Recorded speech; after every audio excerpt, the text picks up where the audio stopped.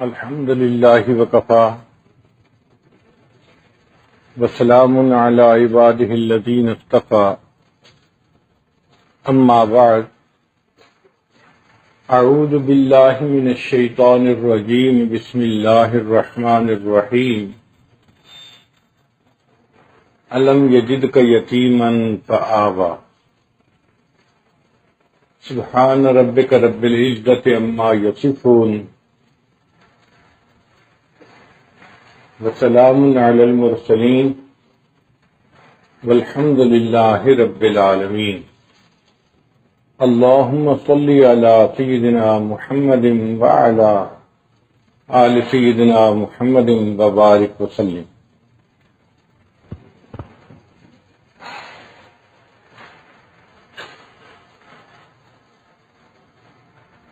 گھروں میں بچوں کو بیماری کے درد جو سیرپ پلایا جاتا ہے اس پہ لکھا ہوتا ہے شیک ویل بیفور یوز، استعمال کرنے سے پہلے اچھی طرح اس کو ہلاؤ، اس سے اس کی افادیت بڑھ جاتی ہے۔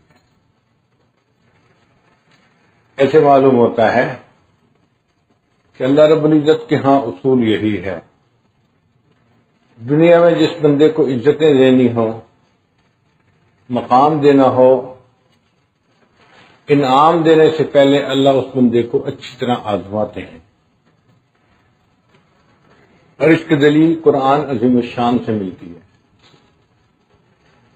اللہ تعالیٰ ارشاد فرماتے ہیں وَإِذِ ابْتَلَىٰ إِبْرَاهِيمَ رَبُّهُ بِكَلِمَاتٍ، اور یاد کرو اس وقت کو جب آزمایا ابراہیم علیہ السلام کو اس کے رب نے چند باتوں میں، فَأَتَمَّهُنَّ، تو ابراہیم علیہ السلام اس میں 100% کامیاب، 100% کامیاب ہو گئے۔ قَالَ إِنِّي جَاعِلُكَ لِلنَّاسِ إِمَامًا، جب امتحان میں کامیاب ہو گئے اللہ فرماتے ہیں اے میرے ابراہیم ہم آپ کو انسانوں کا امام بنائیں گے، کہ منصب امامت سے پہلے آزمائے گئے۔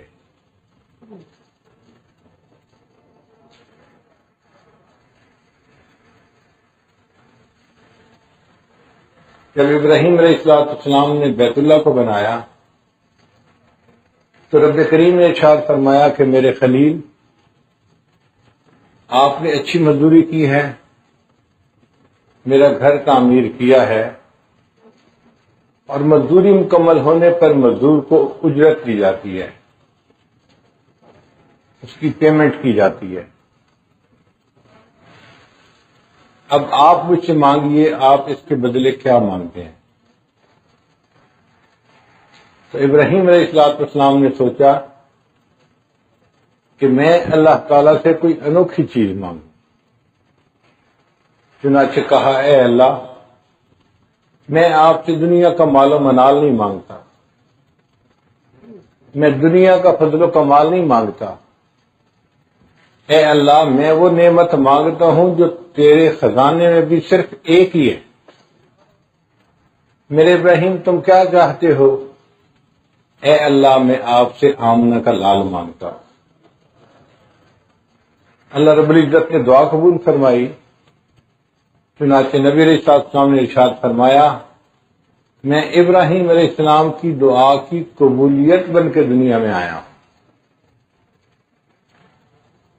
تو دعا مانگنے والے ابراہیم خلیل اللہ، آمین کہنے والے اسماعیل ذبیح اللہ، اور جو عمارت بنائی تھی اس عمارت کا نام بیت اللہ، اور یہ قصہ جہاں بیان ہوا اس کا نام کلام اللہ، اور جو اس دعا کی قبولیت بن کے تشریف لائے ان کا نام تھا محمد الرسول اللہ۔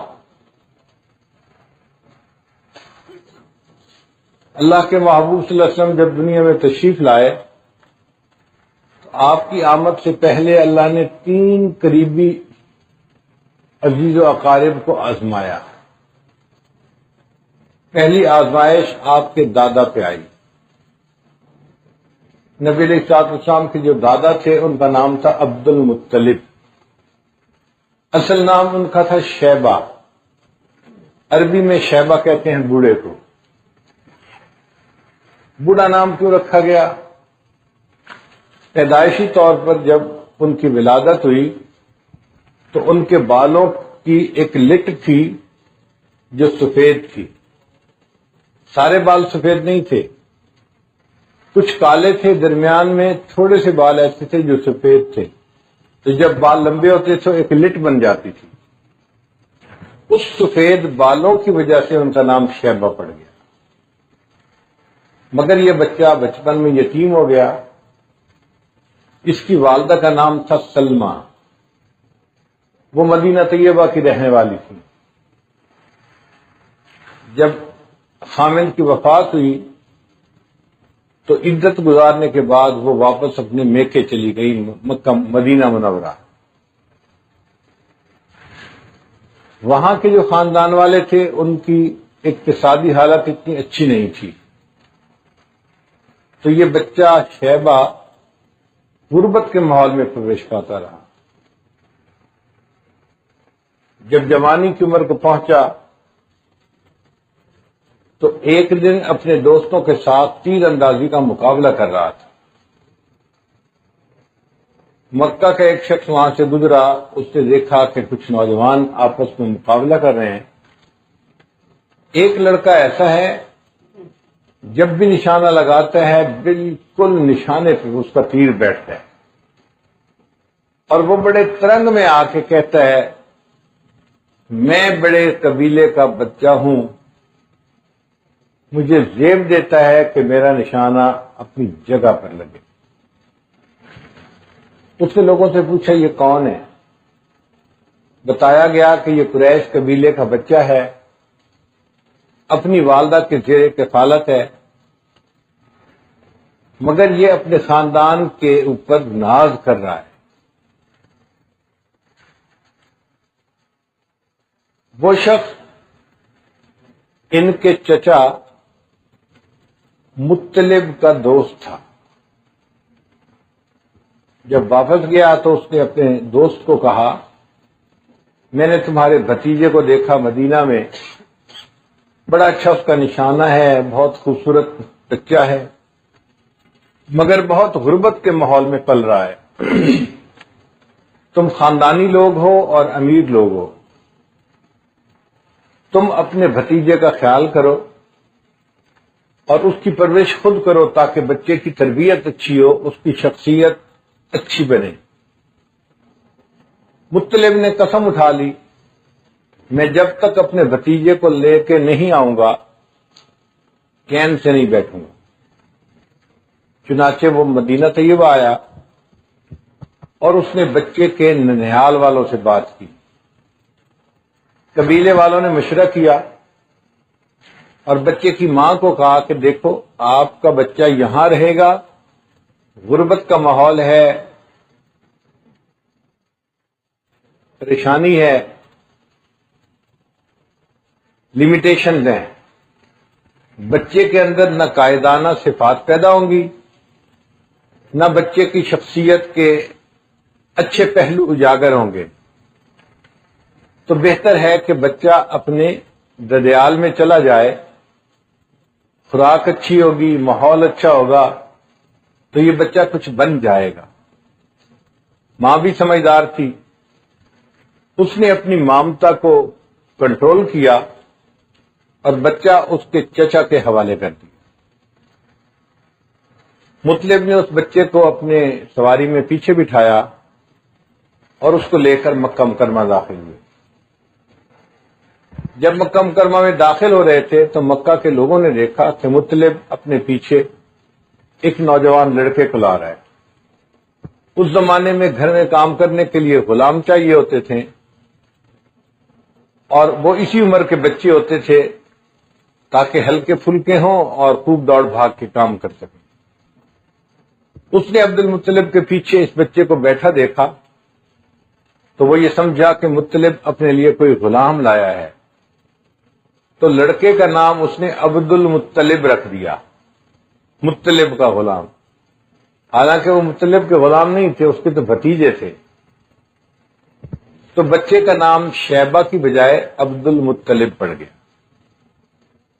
اب یہ عمر میں تو چھوٹا تھا، لیکن اس کا آئی کیو لیول بہت اچھا تھا، بہت سمجھدار تھا، معاملہ فہمی اتنی تھی کہ لوگ حیران ہو جاتے تھے، قوت فیصلہ ایسی تھی کہ لوگ اس سے آ کے اپنے مسائل حل کرواتے تھے۔ تو آہستہ آہستہ اس بچے نے اپنی خاندان میں اپنا ایک مقام بنا لیا، یہاں تک کہ خاندان والوں نے سوچا کہ بیت اللہ کی کنجیاں جو ہمارے پاس ہیں ہم عبد المطلب کے حوالے کر دیتے ہیں۔ تو یہ نوجوان قبیلے کا سردار بھی بن گیا اور اس کے ہاتھ میں بیت اللہ کی کنجیاں بھی آ گئیں، یہ بیت اللہ کا کنجی بردار بھی بن گیا۔ اللہ کی شان دیکھیے کہ اس نے شادی کی تو اس کے آگے 10 بیٹے ہوئے، قبیلے کا سردار بھی ہے، 10 بیٹوں کا باپ بھی ہے، تو اللہ نے اور عزت بڑھا دی، کیونکہ ان کے پاس بیت اللہ کی چابیاں تھیں۔ انہوں نے سنا ہوا تھا کہ پہلے دور میں کبھی یہاں پر ایک کنواں تھا جس کا نام تھا زمزم، پھر اس کے اوپر چٹان رکھ کے اس کو بند کر دیا گیا۔ مکہ مکرمہ میں پانی کا کوئی اور سورس نہیں تھا، اس لیے لوگ وہاں آتے تھے مگر چلے جاتے تھے، رہنا مشکل تھا، بغیر پانی کے کوئی کیسے رہے، پینے کو پانی نہیں، جینے کو پانی نہیں۔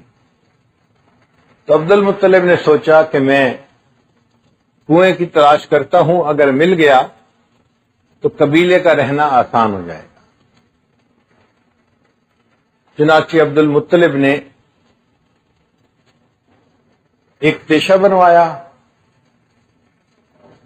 اور پہاڑوں کی چٹان کو کھودنا شروع کر دیا۔ لوگ دیکھتے کہ ایک نوجوان پتھروں کو توڑ رہا ہے، پسینے میں شرابور، اوپر سے گرمی، اور وہ بھی مکہ مکرمہ کی 50 ڈگری سینٹی گریڈ، جیسے کوئی بندہ نہایا ہوا ہوتا ہے تو پسینے میں ان کا یہ حال ہوتا۔ مگر یہ نوجوان اپنی دھن کا پکا تھا، اس نے ہمت نہیں ہاری، جہاں پتھر کھودتا نیچے سے پانی نہیں نکلتا تھا۔ لوگ بھی کہتے آپ کس مصیبت میں پڑ گئے ہیں، آپ کو یہ چیز نہیں ملنی۔ تو ایک موقع پر عبد المطلب بہت زیادہ پریشان ہو گیا، اس نے یہ منت مانی، میرے 10 بیٹے ہیں، اگر مجھے زمزم کا کنواں مل گیا، پانی نکل آیا، تو میں اپنے 10 بیٹوں میں سے ایک بیٹے کو اللہ کے نام پہ قربان کروں گا۔ اللہ کی شان دیکھیے، چند دن گزرے تھے کہ عبد المطلب نے ایک چٹان توڑی اور اس کے نیچے پانی موجود تھا۔ اب جب پانی نکل آیا تو قبیلے کے سارے لوگ خوش ہوئے، عبد المطلب کی عزت اور بڑھ گئی، جو دور دور لوگ رہتے تھے وہ بھی پانی کی وجہ سے کنویں کے قریب آ کر رہنے لگ گئے، تو بیت اللہ کے ساتھ ایک مستقل آبادی بن گئی۔ عبد المطلب نے سوچا کہ میں نے ایک منت مانی ہوئی تھی تو مجھے اب اس کو پورا کرنا چاہیے۔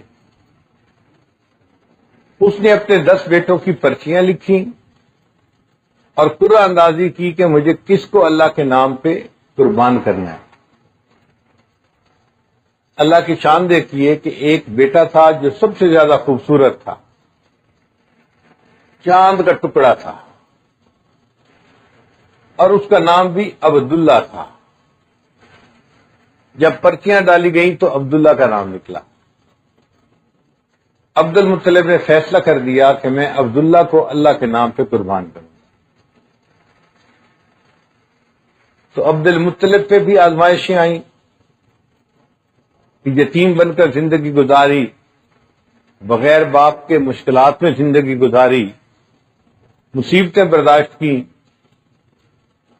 اور بالآخر اللہ نے ان پر اپنی رحمتوں کے دروازے کھول دیے۔ اب جب انہوں نے عبداللہ کو قربان کرنے کے لیے قدم اٹھایا تو لوگوں نے ان کو منع کیا، آپ کا بیٹا چاند جیسا خوبصورت ہے، آپ اسے کیوں ذبح کرتے ہیں؟ انہوں نے کہا دیکھو بھائی، مجھے اپنی منت پوری کرنی ہے، میں نے نظر مانی تھی، اب ایک بیٹا مجھے قربان کرنا ہے اور وہ عبداللہ کا نام نکلا ہے، میں کسی اور کو نہیں ذبح کر سکتا، اسی کو کرنا ہے۔ لوگوں نے ایک مشورہ دیا کہ آپ ایسا کریں، عبداللہ کی جگہ اونٹوں کو قربان کر دیں۔ کیسے پتہ چلے کتنے اونٹوں کو قربان کرنا ہے؟ انہوں نے کہا کہ آپ 10 کی نیت کریں اور پھر پورا اندازی کریں، عبداللہ کو قربان کروں یا 10 اونٹوں کو؟ پورا عبداللہ کے نام نکلا۔ پھر 10 اونٹ اور بڑھا دیے، عبداللہ کو قربان کروں یا 20 اونٹوں کو؟ عبداللہ کا نام نکلا۔ یہ معاملہ اسی طرح چلتا رہا، حتیٰ کہ جب 100 اونٹوں کا نام رکھا اور قرعہ ڈالا تو قرعہ نکلا کہ 100 اونٹوں کو قربان کیا جائے۔ عبد المطلب نے ارادہ کیا کہ اس بیٹے کے بدلے میں 100 اونٹوں کو قربان کروں گا۔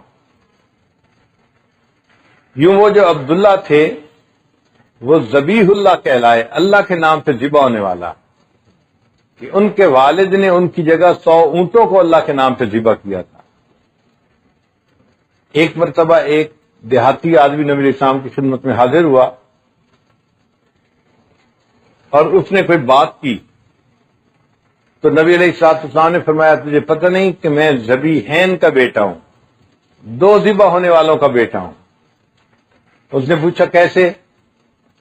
فرمایا ایک میرے اجداد میں اسماعیل تھے جو ذبیح اللہ بنے، اللہ کے نام پہ قربان ہوئے، اور دوسرا جو میرے والد عبداللہ تھے وہ بھی ذبیح اللہ تھے، تو میں 2 ذبح ہونے والا کا بیٹا ہوں۔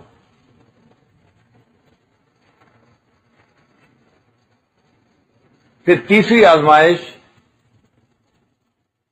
نبی علیہ السلام کی والدہ ماجدہ پہ آئی، ان کا نام تھا آمنہ۔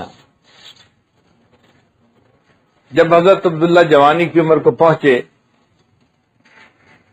ان کا چہرہ اتنا منور تھا کہ مکہ کی ہر عورت کی یہ تمنا تھی کہ میرا نکاح ان کے ساتھ ہو جائے،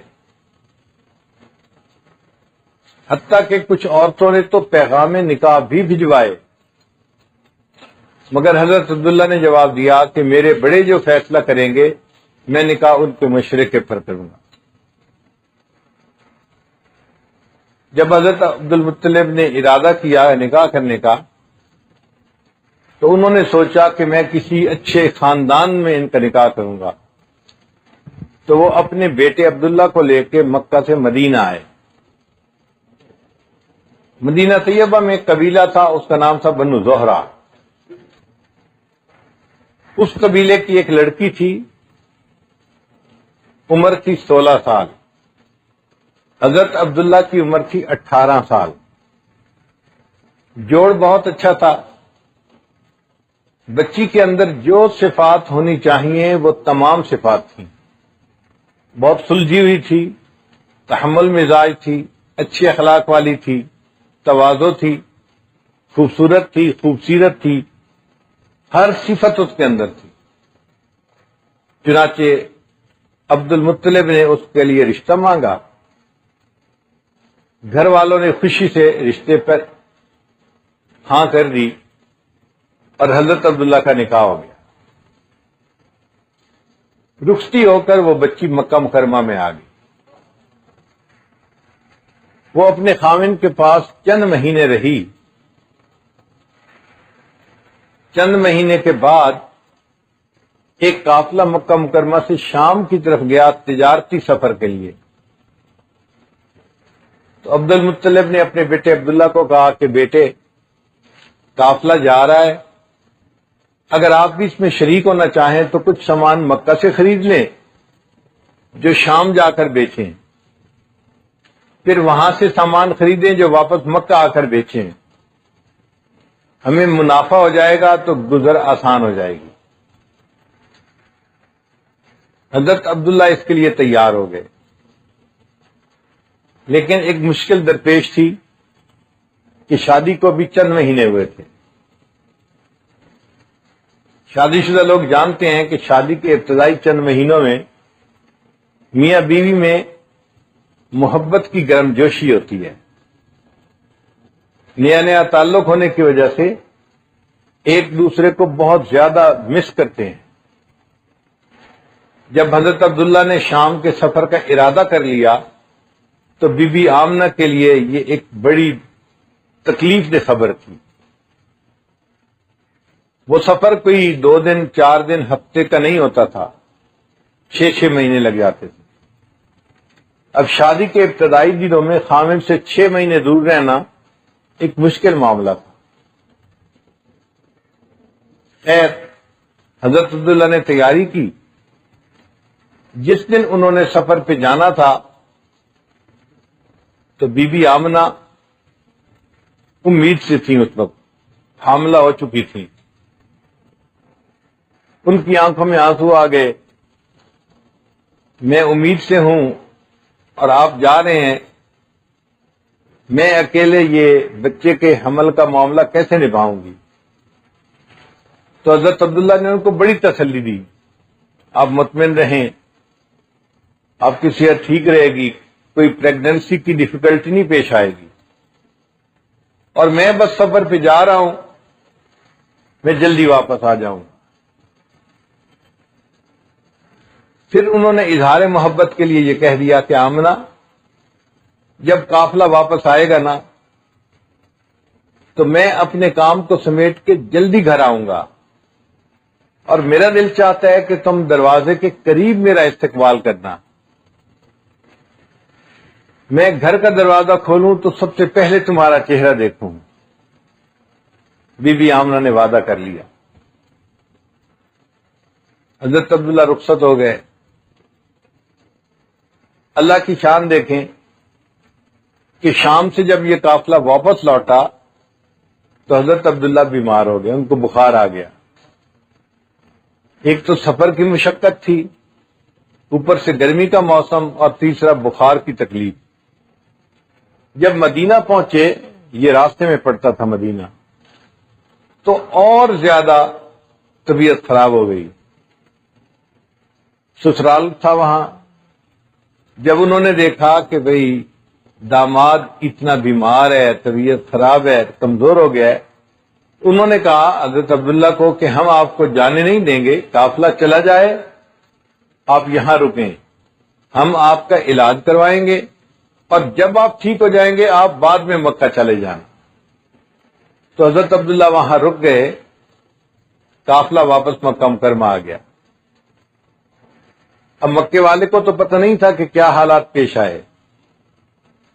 بی بی آمنہ اپنے خامد سے کیے ہوئے وعدے کے مطابق جس دن قافلہ پہنچا اس دن تیار ہوئی، صاف ستھرے کپڑے پہنے، خوشبو لگائی، اور وہ اپنے گھر کے دروازے کے قریب آ کر بیٹھ گئیں کہ میرا خامد دروازہ کھولے گا اور سب سے پہلے مجھے دیکھنا پسند کرے گا۔ صبح سے لے کے شام تک انتظار میں رہیں، حضرت عبداللہ نہیں آئے۔ پریشانی شروع ہو گئی کہ سب قافلے میں جانے والے آ گئے تو عبداللہ کیوں نہیں آئے؟ جب قافلے والوں سے پتہ کیا تو انہوں نے کہا جی کہ وہ تو بیمار تھے اور مکہ مکرمہ رہ گئے، تو اور پریشانی ہوئی۔ چنانچہ مکہ مکرمہ سے کچھ لوگ مدینہ طیبہ گئے حضرت عبداللہ کو لینے کے لیے، اور اللہ کی شان دیکھیں کہ جب وہ وہاں پہنچے تو ان کے پہنچنے سے پہلے حضرت عبداللہ کی وفات ہو گئی۔ تو یوں اللہ کے محبوب صلی اللہ علیہ وسلم ابھی دنیا میں تشریف نہیں لائے تھے، اس سے پہلے آپ کے والد گرامی کی وفات ہو گئی۔ تو بی بی آمنہ کی آزمائش اس سے بڑی اور کیا ہو سکتی تھی؟ 17 سال کی عمر ہے، حمل کی کیفیت ہے، خاوند پاس نہیں، اور پھر کچھ دنوں کے بعد خاوند کی وفات کی خبر ملی۔ آپ سوچ سکتے ہیں اس نوجوان بچی کے دل پہ کیا غم کے پہاڑ ٹوٹے ہوں گے۔ تو نبی علیہ الصلوۃ والسلام کے 3 قریبی اعزاء و اقارب کی آزمائش ہوئی، دادا عبد المطلب کی بھی ہوئی، پھر حضرت عبداللہ جو والد تھے نبی علیہ السلام کے ان کی بھی ہوئی، اور پھر آپ کی والدہ کی بھی آزمائش ہوئی اور خوب تکلیف پہنچی۔ پھر ان آزمائشوں کے بعد اللہ نے اپنے محبوب صلی اللہ علیہ وسلم کو دنیا میں بھیجا۔ بی بی آمنہ فرماتی ہیں کہ میں حاملہ تھی، مگر میں عجیب احوال دیکھتی تھی۔ حاملہ عورت کو عام طور پہ بچے کی وجہ سے عجیب کیفیت ہوتی ہے، اور میری حالت یہ تھی کہ مجھے پتہ ہی نہیں چلتا تھا کہ میں حاملہ ہوں یا نہیں ہوں، کوئی تکلیف نہیں تھی پریگننسی کی۔ ہاں جو میں عجیب و غریب باتیں دیکھتی تھی وہ عجیب تھی۔ کیا کہ جب میں باہر نکلتی تو جس درخت کے قریب سے گزرتی درخت کی ٹہنیاں جھک جاتی تھیں، جیسے درخت ان کو جھک کے سلام کر رہے ہوتے تھے، اور میں دھوپ کی حالت میں باہر نکلتی تو آسمان پہ بادل آ جاتا اور مجھے سایہ مل جاتا تھا، اور جب میں زمزم بھرنے کے لیے کنویں پہ جاتی تو پانی جو بہت نیچے ہوتا تھا اس کی سطح بڑھ جاتی تھی اور وہ بالکل کنارے کے قریب آ جاتا تھا۔ مکہ مکرمہ کی باقی عورتیں مجھے پکڑ کے وہیں کھڑے رکھتی ہیں، آمنہ آپ جب تک کھڑی رہو گی پانی اوپر رہے گا، ہمارے لیے پانی بھرنا آسان ہوگا، چلی جاؤ گی پانی نیچے ہو جائے گا، ہمیں مشقت اٹھانی پڑے گی۔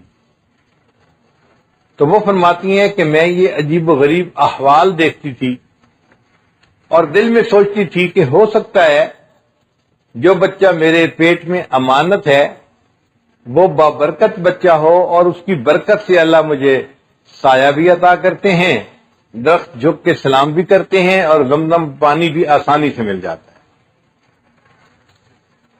پھر ایک ایسا وقت آیا کہ آسمان کے اوپر ایک سرخ ستارہ چمکدار ہوا۔ یہودیوں کی کتابوں میں یہ نشانی تھی کہ نبی آخر الزمان جب دنیا میں تشریف لانے والے ہوں گے تو سرخ ستارہ چمکے گا۔ اب جب انہوں نے سرخ ستارے کو چمکتے دیکھا تو وہ سمجھ گئے کہ وہ جو خاص شخصیت آنی تھی اس کے آنے کا وقت قریب ہو گیا۔ تو یہودیوں نے پہلے اپنے خاندان کی لڑکیوں سے پوچھا کوئی لڑکی ایسی ہے جو حاملہ ہو اور حمل کے اتنے مہینے کہ اب اس کو پیچھے 1 مہینہ وضع حمل میں باقی ہو۔ پتہ چلا عورتیں حاملہ تو ہیں لیکن بچوں کی ولادت میں ابھی بڑا وقت ہے، 6 مہینے 8 مہینے۔ مدینہ کے باقی گھروں سے پتہ کروایا، یہی اطلاعات ملی۔ پھر انہوں نے مکہ مکرمہ سے پتہ کروایا، ان کو پتہ چلا کہ ایک عورت ہے جس کا نام ہے آمنہ، وہ حاملہ ہے اور اس کے حمل کے ایام ایسے ہیں کہ بس چند دنوں میں اس کے ہاں بچے کی ولادت ہے۔ تو نبی علیہ الصلوۃ والسلام کی ولادت مبارکہ سے پہلے یہودیوں کو اندازہ ہو گیا تھا کہ یہ بچہ ہماری نسل میں سے نہیں ہوگا بلکہ بنو اسماعیل میں سے ہوگا۔ بی بی آمنہ کے گھر میں خرچے کی بہت تنگی تھی۔ ایک جوان بچی جس کا خاوند نہ ہو اس کو خرچے میں تنگی نہیں ہوگی تو کیا ہوگا؟ فرماتی ہیں کہ جس دن بچے کی ولادت ہونی تھی میرے پاس چراغ جلانے کے لیے تیل کے پیسے نہیں تھے، میں نے اندھیرے میں ہی رات بسر کی۔ جب صبح سحری کا وقت ہوا تو ان کے ہاں بچے کی ولادت اندھیرے کی حالت میں ہوئی۔ بی بی آمنہ کہتی ہیں کہ جب بچے کی ولادت ہوئی تو میں نے اس بچے کو چارپائی پہ لٹایا، جب دیکھا تو وہ بچہ اوندا پڑا ہوا تھا۔ غور کرنے کا پتہ چلا کہ یہ بچہ اپنے رب کے سامنے سجدہ کر رہا تھا۔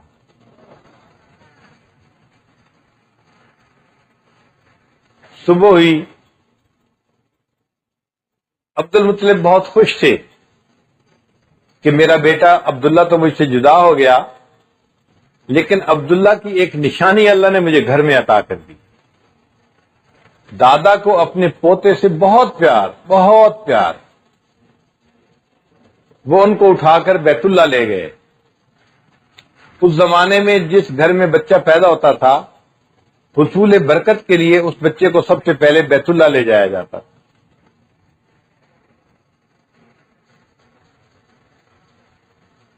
جب 7 دن گزر گئے تو بچے کا نام رکھنا تھا۔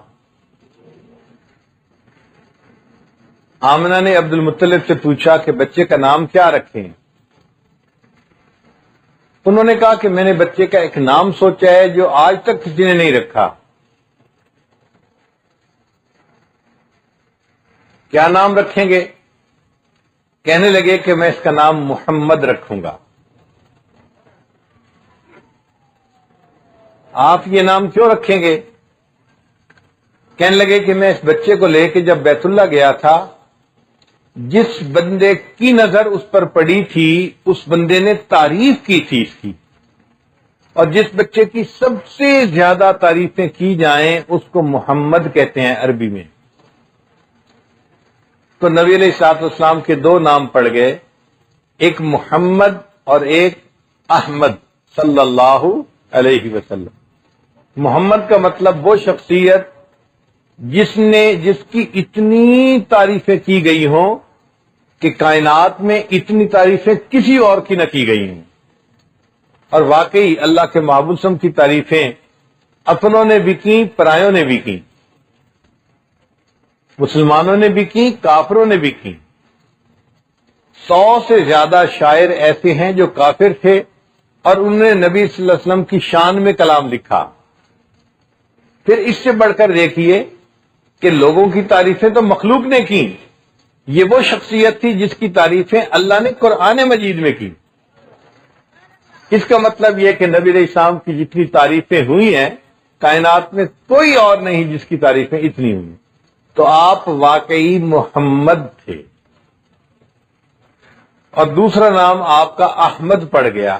احمد کہتے ہیں وہ شخصیت جس نے اللہ کی تعریفیں اتنی کی ہوں کہ کائنات میں کسی اور نے اللہ کی حمد اتنی بیان نہ کی۔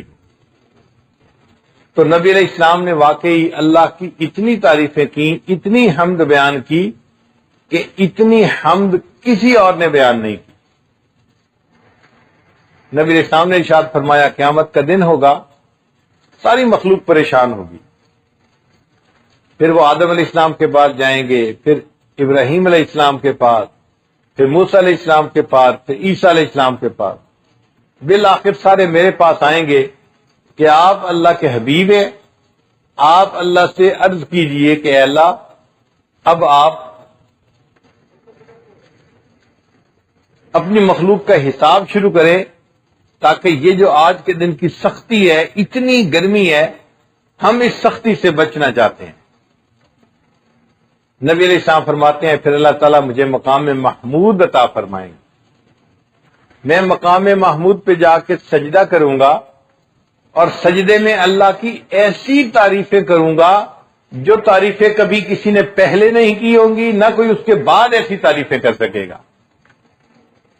تو اللہ کے محبوب صلی اللہ علیہ وسلم احمد بھی تھے، اسی لیے آپ صلی اللہ علیہ وسلم کی امت کو قیامت کے دن حمادون کہا جائے گا۔ اور نبی علیہ الصلوۃ والسلام کا جو محل جنت میں ہوگا اس کا نام ہوگا بیت الحمد۔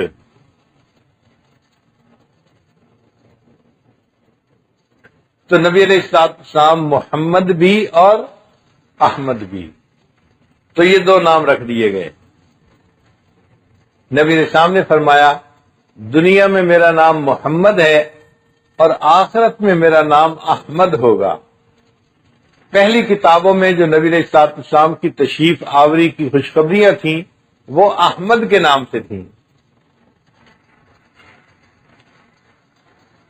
اب 7 دن کے بعد بچے کی پرورش کا مسئلہ آیا۔ عربوں میں ایک دستور تھا کہ وہ اپنے بچوں کو پرورش کے لیے دیہاتوں میں بھیج دیتے تھے۔ دیہاتوں میں بیماریاں کم ہوتی تھیں، وائرس وغیرہ نہیں ہوتا تھا۔ مکہ مکرمہ چونکہ ایک مرکزی جگہ تھی، قافلے آتے جاتے رہتے تھے تو ان کے ساتھ بیماریاں بھی آتی جاتی تھیں، تو لوگ ڈرتے تھے کہ بچہ بیمار ہو گیا، طبی سہولتیں تھیں نہیں، تو ایسا نہ ہو کہ بچہ کمزور ہو جائے یا فوت ہو جائے، تو وہ اپنے بچوں کو دیہات میں بھیج دیتے تھے۔ ایک تو بچے کی صحت اچھی ہو جاتی تھی، اور دوسرا بچہ وہاں پہ عربی زبان جو سیکھتا تھا وہ خالص عربی ہوتی تھی، دوسری زبانوں کے الفاظ نہیں سیکھتا تھا۔ تو ان دو وجوہات سے دیہاتوں میں بچوں کو بھیج دیا جاتا تھا۔ جو عورتیں پرورش کرتی تھیں ان عورتوں کو اس کے بدلے انعام دے دیا جاتا تھا، تو ان عورتوں کا گزر اوقات آسان ہو جاتی۔ ایک تھا قبیلہ بنو سعد، وہ طائف کے قریب رہتا تھا۔ اس قبیلے کی 10 عورتوں نے پروگرام بنایا، ہم مکہ مکرمہ چلتی ہیں اور بچوں کو لے کے آتی ہیں، ان کو پالیں گی اور پھر اس کے بدلے ہمیں اجرت ملے گی اور ہمارے کام آسان ہو جائیں گے۔ چنانچہ وہ 10 عورتیں بچوں کو لینے کے لیے مکہ مکرمہ چلی۔ ان میں ایک عورت تھی جس کا نام تھا حلیمہ، اور وہ اسم با مسمہ تھی، جیسے نام تھا حلیمہ حلم والی، جس میں تحمل مزاجی بہت ہو، اس میں واقعی تحمل مزاجی تھی بھی بہت زیادہ۔ حلیم الطبع تھی، وہ بھی ساتھ تھی۔ اس کے پاس ایک اونٹنی تھی اور ایک گدی تھی، یعنی 2 جانور تھے، خامند بھی ساتھ تھے۔ اس کی سواریاں کمزور تھیں، بیمار تھیں۔ باقی 9 عورتیں آگے نکل جاتی، حلیمہ پیچھے رہ جاتی، تو عورتوں کو کھڑے ہو کر انتظار کرنا پڑتا۔ راستے کا سفر اسی طرح مشکل میں گزرا۔ عورتیں تیز چلتی، پھر ان کو رکنا پڑتا، پھر ان کو رکنا پڑتا، اور وہ بڑی تنگ تھیں کہ حلیمہ کو ساتھ رکھنے کے لیے ہمیں رکنا پڑتا ہے اور سفر میں دیر ہو رہی ہے۔ جب مکہ مکرمہ کے قریب پہنچی تو انہوں نے حلیمہ سے کہا کہ حلیمہ، آپ کی سواری کمزور بھی ہے، بیمار بھی ہے، آپ ہمیں آزاد کر دو، ہم جاتی ہیں اور جا کے بچے لے لیتی ہیں، اور آپ اپنی رفتار سے آنا اور بعد میں بچہ لے کے آ جانا۔ حلیمہ نے ان سب کو اجازت دے دی۔ چنانچہ 9 عورتیں مکہ مکرمہ پہنچیں، اور جو امیر لوگوں کے گھروں کے بچے تھے انہوں نے اپنی گود میں لے لیے۔ جب حلیمہ مکہ مکرمہ میں پہنچی اور انہوں نے پتہ کیا کہ کوئی بچہ ہے کہ جس کو میں اپنی گود میں لے سکتی ہوں، تو بتایا گیا کہ ایک بچہ ہے تو صحیح، مگر وہ یتیم بچہ ہے، اس کا والد فوت ہو چکا ہے۔ اس کا مطلب یہ کہ اگر حلیمہ اس کو پالے گی تو پرورش کے بعد انعام دینے والا اس کا باپ نہیں ہوگا، تو انعام نہیں مل پائے گا۔ حلیمہ اس پر غمزدہ ہوئی، فرماتی ہیں کہ میرے دل میں خیال آیا کہ میں بچے کی شکل تو دیکھوں، بچہ ہے کیسا۔ بچہ چارپائی پر لیٹا ہوا تھا اور اس کے اوپر ایک چادر ڈالی گئی تھی۔ فرماتی ہیں کہ جب میں نے کپڑا ہٹایا کہ بچے کا چہرہ دیکھوں تو بچے نے آنکھیں کھول دیں اور مجھے دیکھ کر مسکرایا۔ حلیمہ کہتی ہے کہ اس بچے کی مسکراہٹ نے تو میرا دل ہی مو لیا، اور میں نے اپنے دل میں سوچا مجھے بچے کی پرورش پر انعام نہیں ملے گا، مال نہیں ملے گا، مگر اس بچے کو پالتے ہوئے اس کی مسکراہٹیں تو مجھے ملیں گی، اس سے میرا دل جو ہے اس کو تسکین مل جائے گی۔ چنانچہ حلیمہ نے اس بچے کو گود میں لینے کا فیصلہ کر لیا۔ بی بی آمنہ کو بتا دیا کہ میں اس بچے کو لے جانا چاہتی ہوں۔ انہوں نے کہا کہ انتظار کرو، اس کے دادا آئیں گے، فیصلہ تو وہ کریں گے۔ چنانچہ تھوڑی دیر میں عبد المطلب بھی آ گئے۔ اب حلیمہ نے کہا میں اس بچے کو اپنی گود میں لینا چاہتی ہوں، خیال رکھوں گی، اچھی طرح اس کو پالوں گی، آپ لوگ مطمئن رہیں۔ اور ویسے بچہ اتنا خوبصورت ہے کہ میں نے کبھی کسی دیہات میں ایسا خوبصورت بچہ نہیں دیکھا۔ اس کی بات کو سن کے بی بی آمنہ بولی حلیمہ تو دیہات کی رہنے والی ہے، میں شہر کی رہنے والی ہوں، مدینہ اور مکہ کے، میں نے شہروں میں بھی ایسا خوبصورت بچہ نہیں دیکھا۔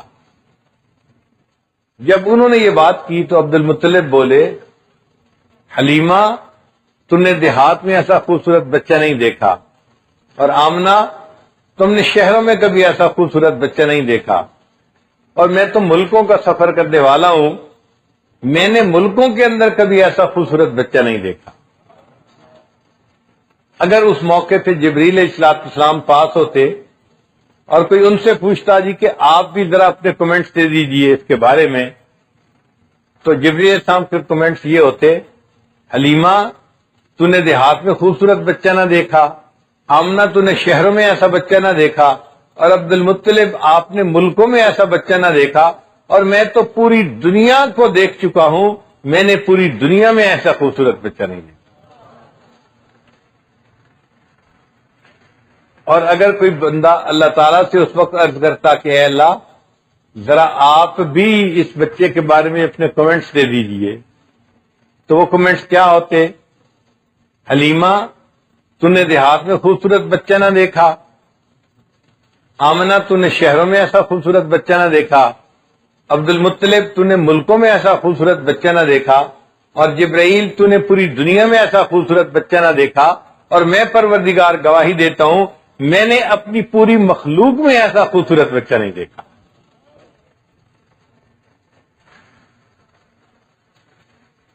اے چہرہ اے زیبائے تو رشک بتان آزری، ہر چند وصفت بھی کنم در حسن زاں بالا تری، آفا کہا گردیدم مہر بتاں ورزیدم، بسیار خوباں دیدم اما تو چیزیں دیکھی۔ میں نے بہت چمکتے چہرے والوں کو دیکھا، اے اللہ کے محبوب صلی اللہ علیہ وسلم آپ تو کوئی چیز ہی اور ہیں، آپ کے حسن کی تو بات ہی کچھ اور ہے۔ بہرحال آمنہ بچے کو دینے کو تیار، حلیمہ بچے کو لینے کو تیار۔ آمنہ نے دعا دے کے بچے کو رخصت کیا۔ یہ جو لمحہ ہوتا ہے نا کہ ماں دعا دے کے بچے کو رخصت کرے، یہ بڑا انمول ہوتا ہے۔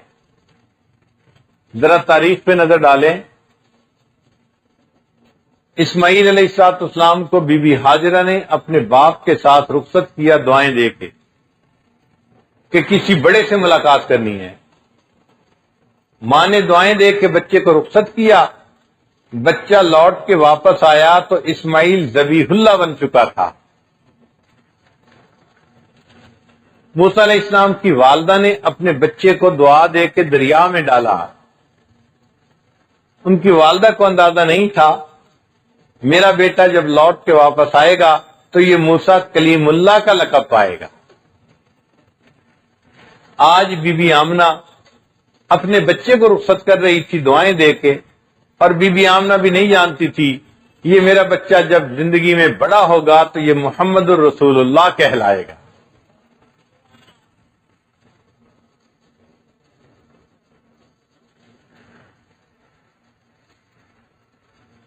تو حلیمہ نے بچے کو اپنی گود میں لیا۔ جب باہر آئی تو خامن سے ملاقات ہوئی، خامن نے پوچھا حلیمہ تو کس بچے کو لے کے آئی؟ کہنے لگی کہ اس کا والد تو نہیں ہے، لیکن مجھے اس کی مسکراہٹ نے میرا دل مو لیا تو میں اس کو لے کے آ گئی ہوں۔ خامن توکل والا انسان تھا، اس نے کہا اچھا اگر آپ کا دل مطمئن اور خوش ہے نا، عسى اللہ ان یجعل لنا فیہ برکہ، ہو سکتا ہے اللہ تعالیٰ اس بچے کے پالنے میں ہمارے لیے برکتیں رکھ دے۔ کہتی ہے کہ جس کا اب نہیں ہوتا اس کا رب ہوتا ہے۔ ابو سے اب کا لفظ بنا، اب باپ کو کہتے ہیں، جس کا اب نہیں ہوتا اس کا رب ہوتا ہے، اور جس کا رب ہوتا ہے پھر اسی بندے کا سب ہوتا ہے۔ حلیمہ نے اس بچے کو کیا گود میں لیا، سب نعمتیں اس کے پاس آ گئیں۔ خامن کو کہا کہ چلو چلتے ہیں، باقی 9 عورتیں تو چلی گئیں، ان کا تو آدھا سفر بھی کٹ گیا ہوگا، ہم پیچھے رہ گئے، رات ہونے والی ہے، جلدی چلے۔ تو خامن نے اپنی بیوی کو کہا کہ اچھا تم بیٹھو۔ حلیمہ سواری پہ بیٹھی، اس کا خامن آگے بیٹھا، سواری کو چلاتا ہے، سواری چلنے سے انکار کرتی ہے۔ یہ کیا ہوا، سواری چل کیوں نہیں رہی؟ خامن جیسے ہی نیچے اترا سواری چلنے کے لیے تیار۔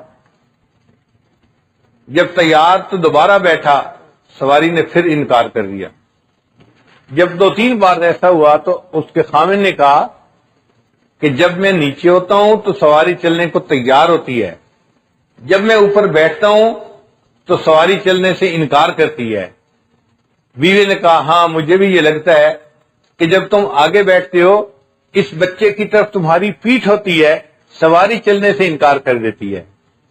مجھے لگتا ہے کہ تم مجھے آگے بٹھاؤ اور خود پیچھے بیٹھو تو سواری چل پڑے گی۔ جب اس ترتیب سے بیٹھے سواری نے بھاگنا شروع کر دیا۔ اللہ نے پیغام دے دیا حلیمہ کے خامد کو کہ یہ وہ شخصیت ہے جو کائنات کی صدر نشین ہے، تم اسے اپنی پشت کے پیچھے نہیں بٹھا سکتے، آگے بٹھاؤ گے تو سواری چلے گی ورنہ سواری نہیں چلے گی۔ اب سواری بھاگنے لگی، تیز چلنے لگی۔ اللہ کی شان دیکھیں کہ راستے میں جو پہلے جانے والی 9 عورتیں تھیں ان سے ملاقات ہو گئی۔ حلیمہ کی سواری ان سے بھی آگے نکلنے لگی۔ عورتیں حیران، یہ وہی حلیمہ ہے جس کی سواری پیچھے رکتی تھی اور ہمیں بار بار کھڑا ہونا پڑتا تھا، اب اس کے پاس سواری کون سی آ گئی کہ یہ بھاگی جا رہی ہے اور ہم سے بھی آگے نکلی جا رہی ہے۔ عورتوں نے کہا حلیمہ کیا تم نے سواری کو بدل لیا؟ حلیمہ نے جواب دیا میں نے سواری کو تو نہیں بدلا، البتہ سواری کا سوار بدل گیا ہے جس کی وجہ سے سواری تیز چلنے لگ گئی۔ حلیمہ اس بچے کو لے کے اپنے گھر آئیں،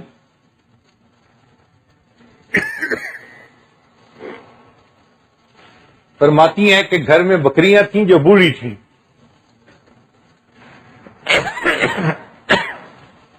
دودھ نہیں دیتی تھیں، مگر اس بچے کے گھر میں آنے کے بعد ان بکریوں کے تھن دودھ سے بھر گئے تھے۔ میرے خامن نے ان بچیوں کا دودھ نکالا، گھر میں جتنے برتن تھے سب کے سب دودھ سے بھر گئے اور دودھ ختم نہیں ہوتا تھا۔ میرے خامن تعجب میں مجھے کہنے لگا حلیمہ اس بچے کی یہ برکت ہے کہ بکریاں اتنا دودھ دے رہی ہیں کہ ہمارے گھر میں اس کے رکھنے کے لیے کوئی برتن نہیں بچا۔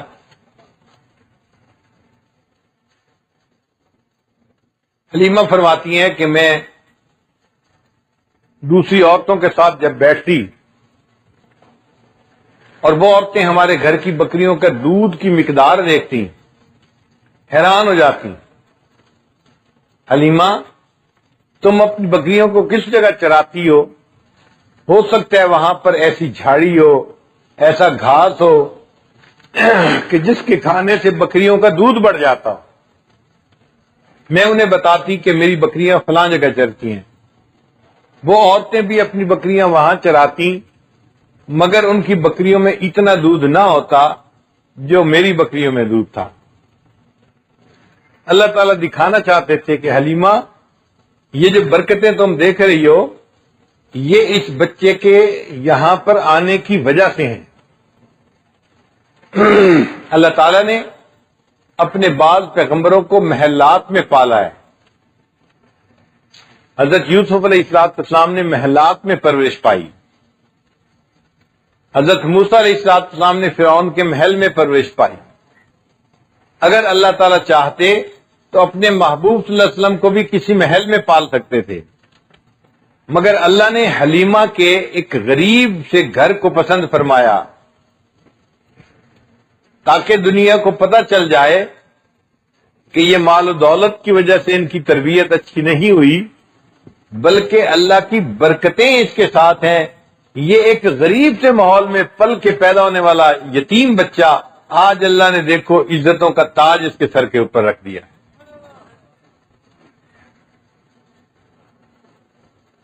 حلیمہ کہتی ہیں کہ اس بچے کو پال کے میرا دل اتنا خوش تھا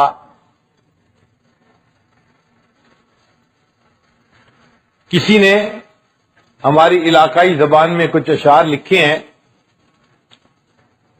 اگر سمجھ نہ آئے تو کچھ اس کا اردو ترجمہ کر دوں گا۔ حلیمہ میں تیرے مقدراں تو صدقے، حلیمہ میں تیرے مقدر پہ صدقے جاؤں، تو مدنی دا جھولا جھلیندی بھی ہوتے ہیں، کہ مدنی جب جھولے میں سوتا ہوگا تو تو بیٹھ کے جھولے کو جھلاتی ہوگی۔ کیا مقدر تھے تیرے، رحمت للعالمین، کائنات کے سردار پرورش پا رہے ہیں اور آپ بیٹھ کے ان کے جھولے کو جھلا رہی ہیں۔ ہے سونے دا مکھڑا نورانی نورانی، تو تکدی تا رہی ہیں چمیندی بھی ہوتے ہیں۔ اللہ کے محبوب صلی اللہ علیہ وسلم کا اتنا خوبصورت چہرہ، حلیمہ تو دیکھتی تو تھی، کبھی کبھی اس کو پیار سے بوسہ بھی دیتی ہوگی۔ تیرے مقدر پہ قربان نہ جائیں تو اور کیا کہیں۔ اور نبی علیہ السلام کا حسن تو عجیب تھا۔ نبی علیہ السلام نے ارشاد فرمایا، میرے بھائی یوسف علیہ السلام سبیح تھے، میں ملیح ہوں۔ سبھی کہتے ہیں گورا چٹا سفید، تو یوسف علیہ السلام کا رنگ جو تھا وہ بالکل سفید رنگ تھا، دودھ سفید جیسا، خوبصورت تھے۔ نبی علیہ السلام کا رنگ مبارک اتنا سفید تو نہیں تھا، مگر نقشدین اتنے خوبصورت تھے کہ جو بندہ دیکھتا تھا دیکھتا ہی رہ جاتا تھا۔ ہمارے آقا صلی اللہ علیہ وسلم کے حسن میں اور یوسف علیہ السلام کے حسن میں فرق تھا۔ جو یوسف علیہ السلام کو دیکھتا تھا تو اتنا خوبصورت چہرہ تھا کہ اس کی نظر ان پہ ٹکتی ہی نہیں تھی۔ جیسے مصر کی عورتوں نے دیکھا تو کہا ما ھذا بشرا ان ھذا الا ملک کریم، یہ بشر نہیں، یہ تو کوئی بڑا عزت والا فرشتہ نظر آتا ہے۔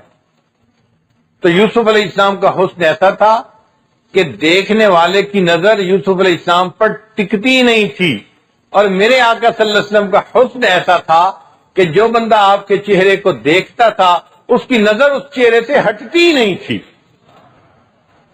نظر ہٹانے کو دل نہیں چاہتا تھا۔ اے عرشاں دا چند ہے کھڈونا بھی جس دا، تو اس بے مثل نو کھڈیندی بھی ہوسیں۔ حلیمہ، جس کا کھلونا اللہ نے عرش کے چاند کو بنا دیا، تو اس کو گھر کے اندر کھلاتی ہوگی بچے کو، تو کتنے مقدروں والی ہے۔ اے انگلی نپا کے تو ویڑے دے اندر، خدا دے سجن نو ٹریندی بھی ہوسیں۔ اس زمانے میں واکر تو تھے نہیں، تو بچے جب چلنا شروع کرتے تھے تو ماں اپنے بچے کی انگلی پکڑ کے اس کو چلنا سکھاتی تھی۔ تو کہتے ہیں حلیمہ تیرے مقدموں پہ قربان جاؤں، تو اللہ کے سجن کو، اللہ کے محبوب کی انگلی پکڑ کے اس کو چلنا سکھایا کرتی تھی۔ کدی نال تیڈے نزاکت سونا، اور رستہ بھی ہوسیں منیندی بھی ہوسیں۔ اور بچے کئی مرتبہ اپنی ماں سے ناراض ہو جاتے ہیں چھوٹی چھوٹی بات پہ. معصوم بچے ہوتے ہیں نا، ان کی مائیں پھر اپنے بچے کو مناتی ہیں، بیٹا اپنی ماما سے نہیں روٹھتے، بیٹا تم کیوں ایسے رو رہے ہو، تو وہ اس کو مناتی ہیں. تو وہ کہتے ہیں کہ حلیمہ تو نے جو اس نبی علیہ السلام کی پرورش کی تو بچپن میں کبھی وہ تجھ سے روٹھتے بھی ہوں گے، تو میں سوچتا ہوں کہ تو کیسے ان کو مناتی ہوگی، تو ان کے رخسار کو بوسہ دیتی ہوگی، ان کو سینے سے لگاتی ہوگی، ان کی منت سے ماجت کر کے اس بچے کو مناتی ہوگی. تیرے منانے پہ میں سمجھتا ہوں کہ تیرے مقدر ہم سب سے اعلیٰ ہیں. نوا کے سجا کے تے کجلا بھی پا کے تو ٹھوڑی ہلا کے ہسیندی بھی ہوتے ہیں. ہمارے ہاں چھوٹے بچے کو جب روزانہ نہلاتے ہیں، اچھے کپڑے پہناتے ہیں تو آنکھوں میں سرما ڈالتے ہیں، اور ماں پھر سوچتی ہے کہ میرا بچہ اتنا خوبصورت لگ رہا ہے، اس کو نظر نہ لگ جائے، تو وہ پھر اس بچے کی ٹھوڑی پہ ایسے انگوٹھا رکھ کے نہ کہتی ہے اچھا بچہ ذرا ہنس کے دکھاؤ، تو بچہ مسکرا کے دکھاتا ہے. تو مسکراتے بچے کو دیکھ کے ماں کا دل باغ باغ ہو جاتا ہے. تو شاعر کہتے ہیں کہ حلیمہ تو بھی اللہ کے اس محبوب صلی اللہ علیہ وسلم کو نہلاتی ہوگی، اچھے کپڑے پہناتی ہوگی، اور آنکھوں میں اس کے سرما ڈال کے اس کی تھوڑی پکڑ کے اس کو ہنساتی ہوگی اور اس ہنستے ہوئے چہرے کا دیدار کرتی ہوگی. میں تیرے مقدروں پہ قربان جاؤں.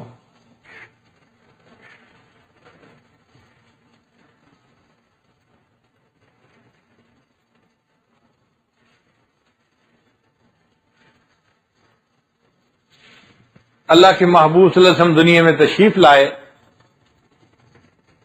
یہ اس دنیا کو رحمت للعالمین سے حصہ ملا. کسی شاعر نے لکھا، خلیل اللہ نے جس کے لیے حق سے دعائیں کی، ذبیح اللہ نے وقت ذبح جس کی التجائیں کی، جو بن کے روشنی پھر دیدہ یعقوب میں آیا، جسے یوسف نے اپنے حسن کے نیرنگ میں پایا، کلیم اللہ کا دل روشن ہوا جس ذوق فشانی سے، وہ جس کی آرزو بھڑکی جواب لن ترانی سے، وہ جس کے نام سے داؤد نے نغمہ سرائی کی، وہ جس کی یاد میں شاہ سلیمہ نے گدائی کی، دل یحییٰ میں ارما رہ گئے جس کی زیارت کے، لب عیسیٰ پہ آئے واز جس کی شان رحمت کے، مبارک ہو وہ ختم المرسلین تشریف لے آئے، جناب رحمت للعالمین تشریف لے آئے. تو اللہ کے محبوب صلی اللہ علیہ وسلم کا اس دنیا میں آنا اس پوری کائنات کے لیے رحمت کا باعث بن گیا. حلیمہ کے گھر میں نبی علیہ السلام پرورش فرما رہے تھے. حلیمہ کہتی ہیں میں نے ایک عجیب بات دیکھی، اس بچے کو میں اپنے دونوں طرف کی چھاتیوں سے دودھ پلانے لگتی، یہ ایک ہی طرف سے دودھ پیتا تھا، دوسری طرف کے پستان کو منہ بھی نہیں لگاتا تھا. تو میں حیران ہوتی تھی کہ ایسا کیوں ہے. حلیمہ کو بات سمجھ میں نہیں آئی. آج ہمیں بات سمجھ میں آتی ہے کہ حلیمہ ایک اور بچے کو بھی انہی دنوں میں پال رہی تھی. تو دودھ پینے والے بچے دو تھے، تو اللہ کے محبوب ہم صرف ایک طرف سے دودھ پیتے تھے. میں دوسری طرف کے دودھ پستان کی منہ بھی لگانا پسند نہیں کرتا. آنے والے وقت میں نے انصاف کا سبق دینا ہے. دنیا تانا دے گی، خود اپنے بھائی کے حصے کا دودھ پی جاتے تھے، ہمیں انصاف سکھانے آئے ہیں. اللہ نے بچپن میں ہی اس بچے کو دوسری طرف کا دودھ پینے سے منع فرما دیا. میرے محبوب ہم آپ کے اوپر کوئی الزام ہی ایسا نہ ظاہر. حلیمہ کے گھر میں بکریاں تھیں اور اس کی ایک بیٹی تھی، جوان العمر تھی، 15-17 سال کی عمر ہوگی. وہ ان بکریوں کو روزانہ چرانے لے جاتی تھی. ایک دن حلیمہ نے دیکھا کہ حشیمہ بکریوں کو چرانے نہیں لے گئی. دن کے 10-11 بجے کا وقت ہو چکا تھا، اور چرانے کے لیے تو جانوروں کو صبح صبح نکالنا پڑتا ہے. تو ماں نے اپنی بیٹی سے کہا کہ شیما آج بکریوں کو چرانے کیوں نہیں لے گئی؟ امی بکریاں زیادہ ہیں، میں اکیلی ہوں، میں ان کے پیچھے بھاگ بھاگ کے تھک جاتی ہوں، مجھے ہیلپ کی ضرورت ہے، کوئی اور بھی میرے ساتھ جائے۔ حلیمہ نے کہا کہ بیٹی گھر میں ہم 3 فرد ہیں، میں بھی بوڑھی ہوں، کمزور ہوں، تیرا باپ بھی بوڑھا اور کمزور ہے، اور تیسرا تم جوان العمر ہو، اب یہ کام گھر میں آپ ہی کر سکتی ہو، ہم بوڑھے ماں باپ نہیں کر سکتے۔ اس نے کہا اچھا اماں اگر یہ کام مجھے ہی کرنا ہے نا تو میرے اس چھوٹے بھائی محمد کو میرے ساتھ بھیج دیں۔ حلیمہ نے کہا کہ بیٹا یہ دودھ پیتا بچہ ہے، یہ تو ابھی کھڑا بھی نہیں ہو سکتا، واک بھی نہیں کر سکتا، انفینٹ ہے، تم اس بچے کو ساتھ لے جاؤ گی، بچے کو سنبھالو گی یا اپنی بکریوں کو سنبھالو گی؟ شیما نے کہا امی اگر بھائی کو ساتھ بھیجیں گی تو میں بکریوں کو سنبھال لوں گی، اگر نہیں بھیجیں گی تو مجھ سے بکریاں نہیں چرائی جاتی، میں نہیں جا سکتی۔ تو ماں کو بات سمجھ میں نہیں آئی، اس نے کہا شیما تمہاری بات سمجھ میں نہیں آتی، تم کیسے بکریوں کو جو ہے چرا سکو گی؟ اس نے کہا اماں میں آپ کو سچ بات بتاؤں، ایک دن میں اپنے اس بھائی کو بکریاں چرانے کے لیے ساتھ لے کے گئی تھی، اور اس دن میں نے 3 باتیں دیکھی تھیں۔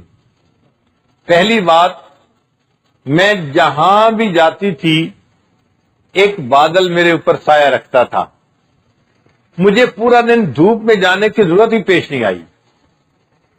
دوسری بات، میں نے ایک راہب کو دیکھا، وہ قریب سے گزرا اور اس نے اس بچے کو بہت پیار کیا اور مجھے کہنے لگا کہ مجھے لگتا ہے تمہارا یہ بھائی کوئی بڑی عظیم شخصیت بنے گا۔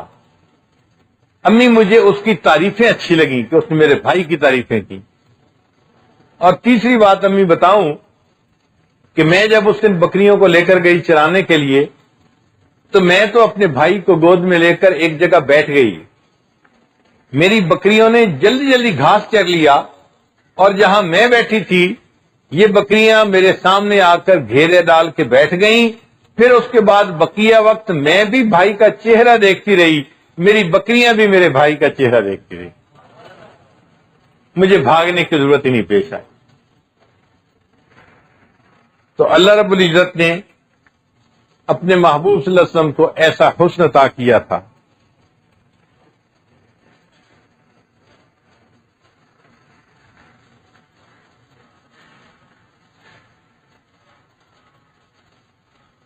حلیمہ سعدیہ نے بچے کی اچھی پرورش کی، اور جب 4 سال کی عمر تھی تو وہ اس کو واپس اپنی والدہ کے پاس لے کے آئی، پھر یہ بچہ اپنی والدہ کے پاس رہنے لگا۔ ایک دن بی بی آمنہ کے دل میں خیال آیا کہ میں اپنے بچے کو مدینہ طیبہ لے جاؤں تو میرے عزیز و اقارب بھی میرے بیٹے کو دیکھیں گے اور خوش ہوں گے۔ چنانچہ اس نے اپنے بیٹے کو لیا اور مدینہ طیبہ پہنچی۔ جو رشتہ دار دیکھتا تھا وہ خوش ہوتا تھا، اور یہ بھی کہتا تھا کہ یہ بیٹا تو اپنے باپ کی بالکل کاپی نظر آتا ہے، فوٹو کاپی ہے۔ حضرت عبداللہ کا نام آتا تھا کہ جیسے ان کا چمکتا چہرہ تھا، خوبصورت چہرہ تھا، وہی خوبصورتی ہمیں اس بچے کے چہرے پہ نظر آ رہی ہے۔ تو جب سب نے تذکرہ کیا تو بی بی آمنہ کے دل میں بھی اپنے خاوند کا خیال آیا کہ کیوں نہ میں ان کی قبر پہ حاضری دوں، وہ اپنے بچے کو لے کے اپنے خاوند کی قبر پر پہنچے۔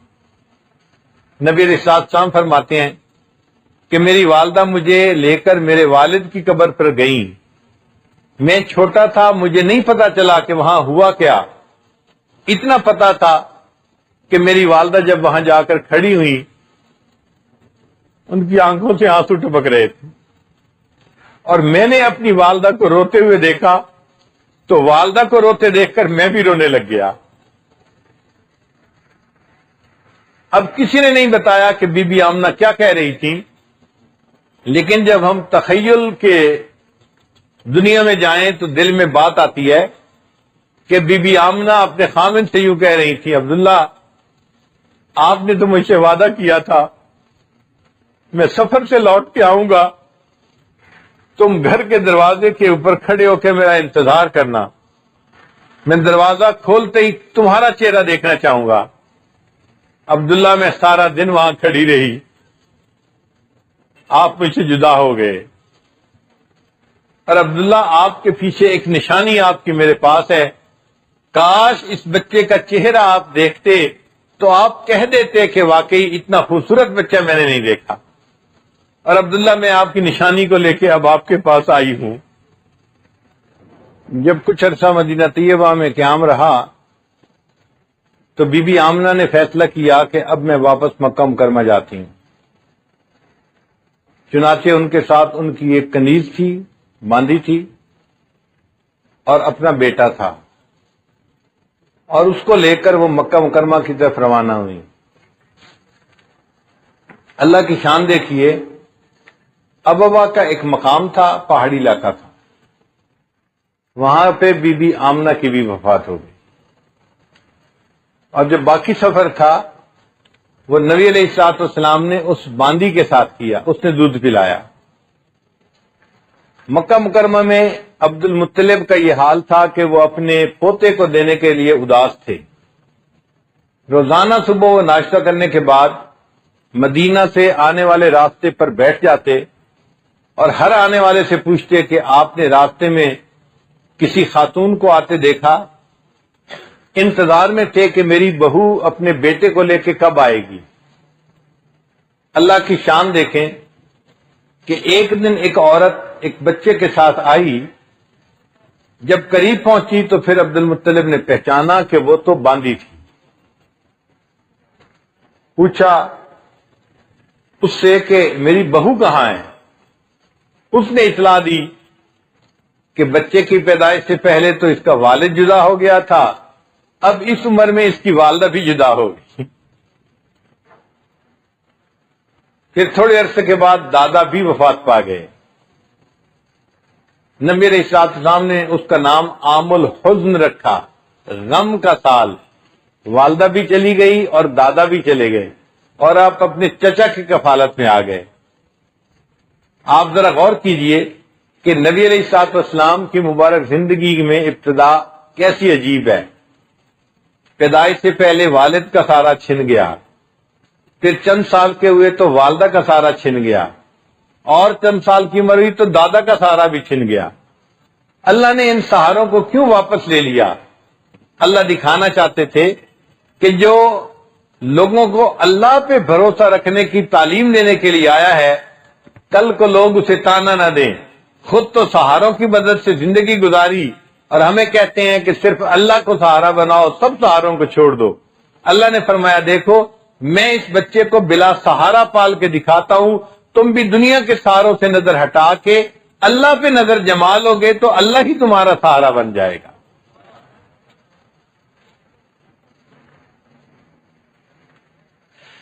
نبی علیہ الصلوۃ والسلام کو یتیم سے بہت محبت تھی۔ عید کا دن ہے، اللہ کے حبیب صلی اللہ علیہ وسلم عید پڑھنے کے لیے گھر سے باہر تشریف لائے۔ جب گلی سے گزرنے لگے تو کچھ بچے کھیل رہے تھے، انہوں نے سلام کیا، نبی علیہ السلام جواب دے کے آگے بڑھ گئے۔ آپ صلی اللہ علیہ وسلم نے دیکھا کہ ایک بچہ ایک مکان کے دروازے کے قریب بیٹھا ہے اور بڑا اداس ہے، فریش نہیں ہے، پرانے کپڑے پہنے ہوئے ہیں اور غمزدہ چہرے کے ساتھ بیٹھا ہے۔ تو نبی علیہ السلام رک گئے، اس بچے سے پوچھا کہ بچے تم کیوں اس طرح اداس بیٹھے ہو؟ اس نے کہا کہ جی میں یتیم مدینہ ہوں، میرا والد فوت ہو چکا، اب گھر میں کوئی نہیں تھا جو میرے نئے کپڑے بنواتا، اور میری والدہ مجھے نہلا کے خوشبو لگا کے عید کے لیے والد کے ساتھ بھیجتی، تو میں یہاں مغموم بیٹھا ہوں اور آج اس خوشی کے دن میں اپنے والد کو یاد کر رہا ہوں اور میرا دل بڑا غمزدہ ہے۔